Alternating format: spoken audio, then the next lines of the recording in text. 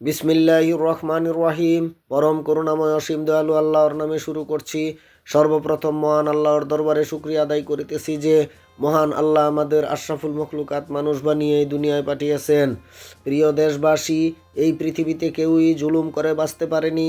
হাজার হাজার বছরের পুরনো ইতিহাসের মধ্যে আমরা অনেক মানুষের ধ্বংসের কথা শুনেছি। শুধু বাংলাদেশের অর্ধশত বছরের ইতিহাসে আমাদের চোখের সামনে আমরা কত মানুষের অধপতন দেখেছি। তাই ছাত্র সমাজের কাছে আমি সবিনয় অনুরোধ করব, যদি দেশ সেবা করতে চান তাহলে সারা বাংলাদেশের সকল দলকে সাথে নিয়ে একটি সুষ্ঠু, নিরপেক্ষ এবং গ্রহণযোগ্য নির্বাচন দিয়ে জনগণের ভোটের মাধ্যমে সরকার গঠন করে দেশটাকে সুন্দরভাবে পরিচালনা করেন। সংস্কারের আশায় বসে থাকলে চলবে না। সংস্কার তো একটি চলমান প্রক্রিয়া। এই সংস্কার প্রক্রিয়া তো চলমান থাকবে এই পৃথিবী যতদিন পর্যন্ত বেঁচে থাকবে। অর্থাৎ সূর্য যেই দিন পশ্চিম দিক থেকে উঠবে সেই দিন এই পৃথিবীর নিজাম শেষ হয়ে যাবে, তখন তওবার দরজা বন্ধ হয়ে যাবে। সেই দিনের আগ পর্যন্ত সংস্কার প্রক্রিয়া চলমান থাকবে, অর্থাৎ সংস্কার প্রক্রিয়া চলমান থাকবে কিয়ামতের আগ পর্যন্ত।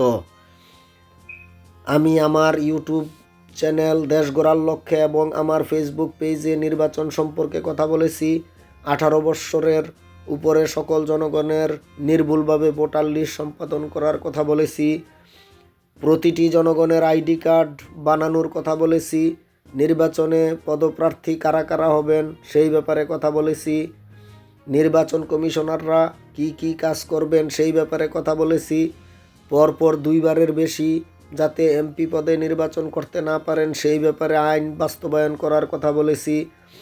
চাকরিজীবী, ব্যবসায়ী, ছাত্র সমাজ এবং সারা বাংলাদেশের সর্বস্তরের জনগণ কিভাবে নির্বাচনে অংশগ্রহণ করতে পারবেন সেই ব্যাপারে অনেক ভিডিও বানিয়ে আমি লন্ডন থেকে বিস্তারিত কথা বলেছি।